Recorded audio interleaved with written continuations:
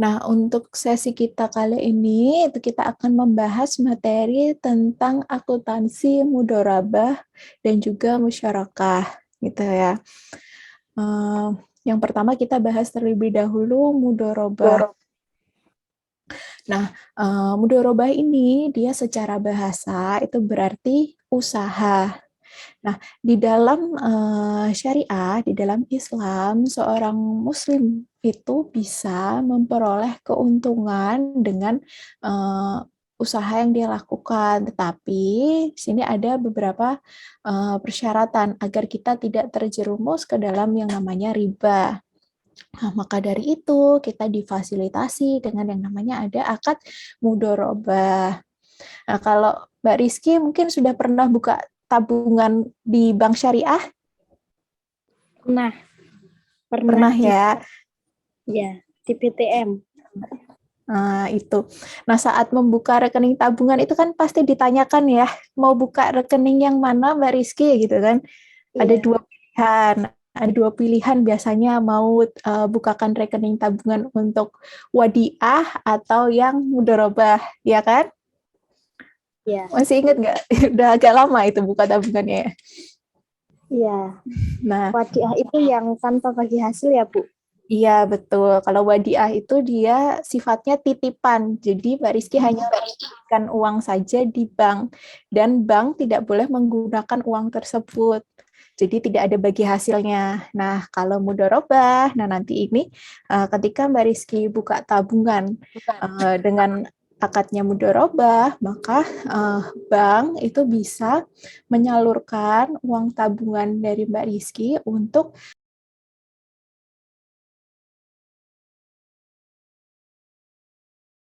dijadikan pembiayaan gitu. Makanya nanti akan ada yang namanya bagi hasil karena memberikan modal untuk usaha gitu. Nah, di dalam transaksi mudorobah itu akan ada dua subjek ya. Yang pertama itu pemilik dana, namanya sohibul mal. Kemudian yang kedua ada yang namanya pengelola dana. Kalau pengelola dana itu namanya mudorib. Nah, di sini antara sohibul mal dan juga mudorib, mereka itu melakukan kegiatan usaha dan untuk labanya itu akan dibagikan atau keuntungan itu akan dibagikan berdasarkan pada nisbah bagi hasil. Nah, nanti kedua belah pihak ini harus ada kesepakatan terlebih dahulu bahwa ada beberapa persentase pembagian keuntungan gitu. Nah, nanti akan disepakati di awal. Tetapi apabila terjadi kerugian itu akan ditanggung oleh pemilik dana, kecuali karena kelalaian dari si pengelola atau mudoribnya. Nah, dari dua istilah tadi, baik secara bahasa maupun istilah, bisa kita simpulkan di sini. Berarti mudorobah itu apa? Akad mudharabah itu adalah akad kerjasama usaha antara dua belah pihak, yaitu tadi sohibul mal atau penyedia dana dan juga mudorib atau pengelola dana, di mana si sohibul mal dia akan menyediakan seluruh pendanaan untuk kegiatan usaha, sedangkan si mudorib dia akan mengelola uang yang disetorkan tadi.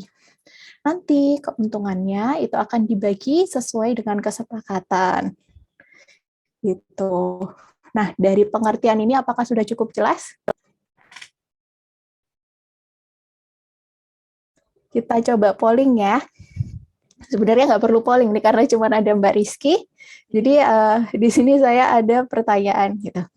Apakah akad mudharabah merupakan bentuk bagi keuntungan dan juga kerugian?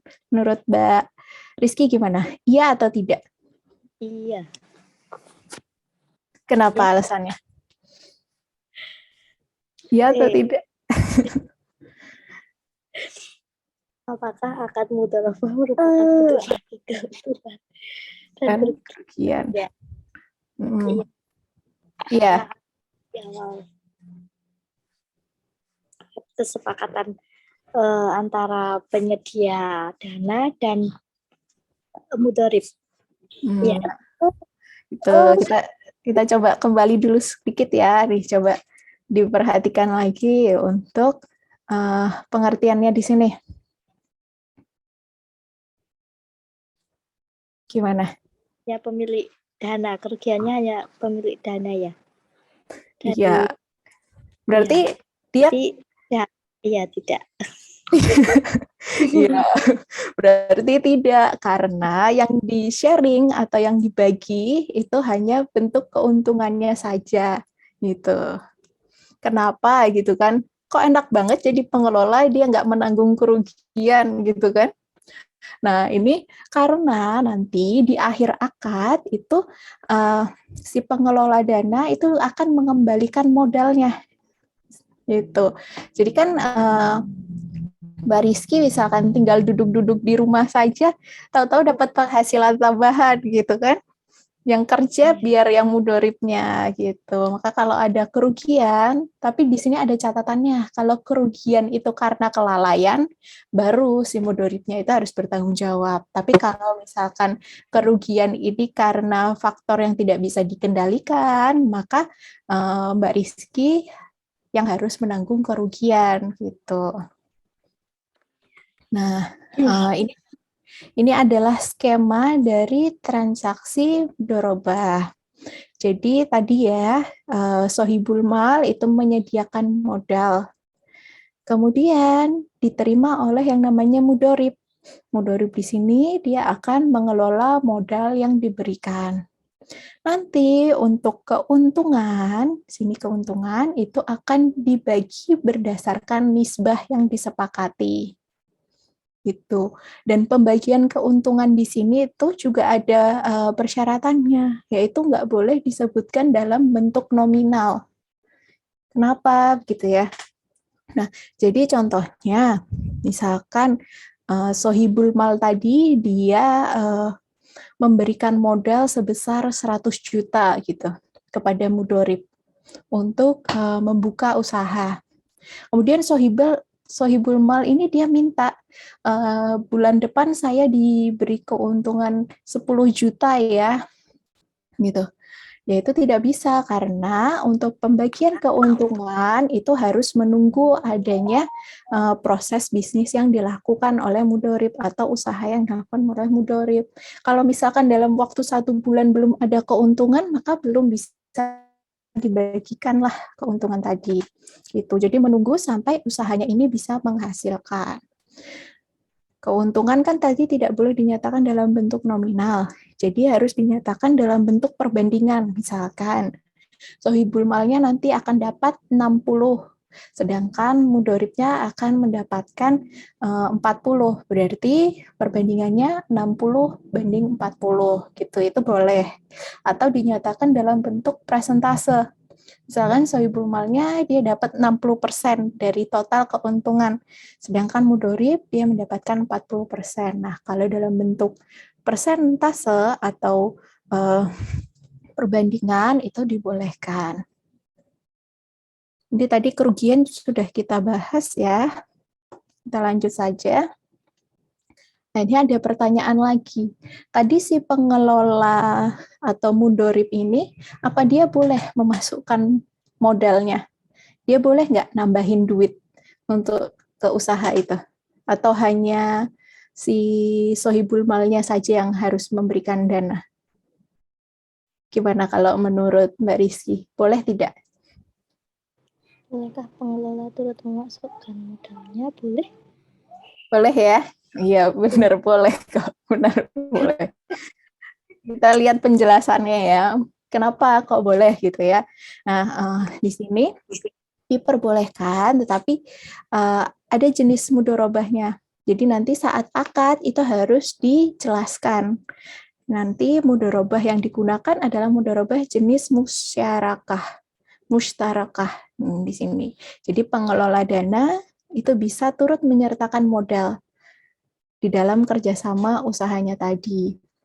Dan nanti kalau dia sudah masukkan modal, si pengelola dananya ini berarti kerugian tetap ditanggung oleh si pemodal tadi yang di awal sohibul mal atau dibagikan juga kerugian ini juga harus ditanggung oleh pengelola Nah, karena sama-sama sudah memasukkan modal, maka kerugian yang diterima nantinya, misalkan ada kerugian, itu harus ditanggung berdua gitu, antara sohibul mal dan juga mudoribnya harus sama-sama menanggung. Tetapi untuk besarannya ini juga tergantung jumlah modal yang diberikan. Misalkan Mbak Rizky itu selaku sohibul mal tadi di awal memberikan modal itu berapa ya? 80% gitu. Kemudian saya sebagai pengelola itu saya tambahkan lagi nih supaya usahanya mungkin bisa lebih berkembang gitu. Saya tambahkan lagi 20%. Nah, nanti apabila ada kerugian, dari total kerugian itu berarti Mbak Rizky harus menanggung 80%, sedangkan saya menanggung 20% dari total kerugian, kayak gitu. Nah, selain mudorobah mustarokah ini, ada juga jenis mudorobah mutlakoh. Kalau mutlakoh ini gimana? Dia itu adalah mudorobah bebas. Jadi, si pengelola dana atau mudorib ini, dia bebas mengelola modalnya. Mau dia buka usaha jualan beras, atau dia jualan buah, atau keduanya, itu bebas. Yang penting nanti usaha ini bisa berjalan, tidak melanggar akad di awal, itu maka diperbolehkan. Nah, lain halnya kalau yang namanya mudorobah mutkoyahdah, gitu ya. Bedanya apa? Kalau yang ini itu adalah mudorobah terikat. Jadi ada batasan yang diberikan oleh si sohibul mal atau penyedia dana. Dia membatasi nih si pengelola, kamu nanti kelola dana yang saya kasih untuk jualan beras saja ya, di Jogja saja ya, gitu. Jadi ada batasan jenisnya, apa yang bisa dikembangkan usahanya, dan juga mungkin ada keterbatasan untuk lokasinya gitu. Itu nanti bisa dipersyaratkan di akad gitu. Nah, selanjutnya ada investasi dan pengembalian pembiayaan. Nah, tadi ketika kita buka tabungan gitu ya di bank, terus menggunakan tabungan dengan akad mudorobah, maka di sini bank itu akan berperan sebagai mudorib gitu. Kita sebagai sohibul malnya. Nah, tetapi akad ini akan terpisah antara bank nantinya dengan calon peminjam atau calon apa ya istilahnya. Kalau tadi, kalau kemarin di pertemuan sebelumnya kita itu kan ada yang namanya murobahah gitu ya. Murobahah itu pembiayaan untuk pembelian aset tertentu, misalkan untuk pembelian rumah, itu untuk yang di pertemuan sebelumnya. Nah, itu nanti akadnya harus terpisah dengan akad mudorobah antara bank dengan nasabahnya. Gitu. Dan nanti karena akad ini terpisah, maka bank itu pada skema untuk pembiayaan itu dia akan berperan sebagai sohibul mal. Jadi perannya berbeda lagi. Dia yang sebagai sohibul mal, kemudian calon nasabah yang ingin misalnya membeli rumah itu dia sebagai sebagai mudoribnya gitu. Nah, nanti karena ada perbedaan transaksi tadi, akadnya berbeda, maka untuk akad yang pertama itu kerugian, apabila ada kerugian, maka akan ditanggung sepenuhnya oleh bank. Gitu. Nah, nanti untuk proses transaksi di perbankan syariah itu bisa teman-teman pelajari di mata kuliah akuntansi perbankan syariah. Nanti kalau misalkan teman-teman mau ambil di semester depan gitu, itu bisa. Nanti akan lebih mendalami tentang pencatatan dari transaksi syariah untuk bank gitu. Kalau ini kita akan mempelajari pencatatannya bukan dari sisi bank terlebih dahulu. Nah, kemudian ada pengembalian pembiayaan. Pengembalian pembiayaan ini bagaimana? Nah, nanti ketika akad itu berakhir, maka modalnya akan dikembalikan. gitu. Atau bisa juga dikembalikannya secara bertahap. Jadi di sini misalkan untuk di bulan pertama akan dikembalikan modalnya 10% beserta juga dengan keuntungannya.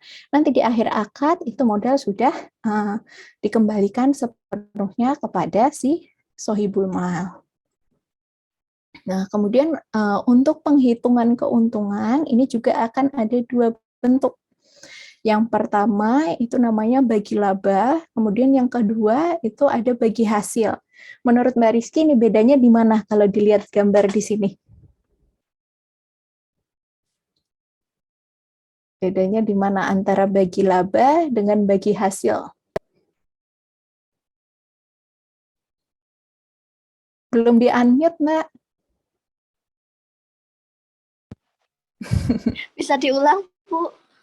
Ya, ini bedanya bagi laba, ya bedanya bagi laba sama bagi hasil kalau dilihat dari sini. Perbedaannya apa? Kira-kira? Yes. Penjualannya apa ya, Bu? Anu aja, apa namanya? Ya udah, oke, saya bantu jawab ya di sini. Kalau dikatakan dia adalah bagi hasil, jadi seperti yang biasa dengan bank syariah itu ya, bagi hasil berarti itu persentase atau nasabnya itu dihitung dari angka di sini, 35. 35 ini adalah laba kotor. Jadi sebelum dikurangi oleh beban, tapi hanya dikurangi oleh harga pokok penjualan saja. Gitu. Jadi harga pokok penjualan itu apa? Contohnya misalkan Mbak Rizky jualan roti gitu ya. Untuk bikin satu roti itu Mbak Rizky butuh beli bahan baku, beli terigu, beli gula, itu modalnya untuk satu roti misalkan 10.000. Kemudian Mbak Rizky jual sebesar 30.000. Berarti harga jualnya di sini dikurangi dengan harga tadi beli bahan baku. Totalnya ada, berarti tadi kalau pakai angka yang saya berikan contoh itu 30.000 dan 30.000 dan 10.000. Berarti di sini laba kotornya 20.000 gitu. Nah, tapi kalau misalkan menggunakan metode bagi laba atau profit sharing, itu berarti labanya bukan laba kotor yang kita gunakan untuk penghitungan pembagian keuntungan, tapi laba bersih. Laba bersih ini apa? Laba bersih itu laba kotor yang tadi kita sudah peroleh dikurangi dengan beban. Bebannya nih contohnya apa? Contohnya bensinnya Mbak Rizky untuk pergi dari rumah terus untuk ke toko gitu. Nah, itu nanti bisa dikurangi beban-beban di sini atau misalkan Mbak Rizky punya staff yang catat penjualan gitu kan, misalkan jualan online maka ada adminnya, nanti dikurangi di situ ada biaya admin gitu untuk biaya gaji admin. Nah, nanti hasilnya adalah laba bersihnya itu yang baru dibagikan gitu. Itu untuk metode pembagian keuntungannya. Jadi ada dua yang bisa digunakan. Nanti mau pilih yang mana itu tergantung kesepakatan antara mudorib dan juga sohibul malnya. Nah, untuk penanggungan kerugian itu tadi kan sudah tahu ya kita kalau ditanggung oleh si sohibul malnya. Kemudian bisa ditanggung oleh mudorib ketika ada kesalahan pengelolaan. Nah, kesalahan atau kelalaiannya ini apa saja? Yang pertama, apabila mudoribnya ini dia melakukan kesalahan di luar persyaratan di dalam akad. Jadi dia melakukan hal lain dari yang sudah diakadkan. Contohnya saat diakad ini cuman boleh berjualan beras, tetapi mudoribnya malah menambah untuk jualan buah gitu. Nah, ini kan berarti ketika buahnya tidak laku gitu kan, itu akan mempengaruhi jumlah modal, akhirnya rugi. Nah, ruginya ini kan harus ditanggung oleh si mudoribnya gitu. Kemudian yang kedua, terdapat tidak ada kondisi di luar kemampuan. Contohnya kalau misalnya sekarang ini karena corona gitu ya, karena pandemi, akhirnya banyak toko-toko itu harus ditutup. Nah, ini kan berarti kondisi yang di luar kemampuan dari mudorib gitu. Jadi kalau ini kerugian ya tetap harus ditanggung oleh si pemberi dana atau sohibul mal. Tapi kalau di luar kejadian-kejadian yang tadi, maka harus ditanggung oleh si pengelola. Kemudian yang terakhir itu adalah hasil keputusan dari pengadilan. Jadi misalkan ketika kasusnya ini nanti masuk ke dalam pengadilan dan hakim memutuskan kalau si mudorib atau si pengelola dana tadi itu benar mengalami kelalaian, maka memang harus si mudorib yang menanggung kerugian gitu. Itulah salah satu pertimbangan untuk menentukan apakah kerugian ini karena kelalaian atau memang kondisi bisnisnya yang memang kurang baik. Nah, terus di sini ada yang namanya pembiayaan itu bisa mensyaratkan jaminan. Tetapi di sini jaminan itu baru bisa dicairkan ketika si pengelola atau mudorib tadi memang benar melakukan pelanggaran. Tapi kalau tidak melakukan pelanggaran atau kelalaian, maka jaminan tadi harus dikembalikan secara utuh kepada si pengelola ketika akadnya ini selesai. Nah, pemberian jaminan ini untuk apa gitu kan? Ini untuk menghindari terjadinya moral hazard berupa penyimpangan oleh si pengelola tadi.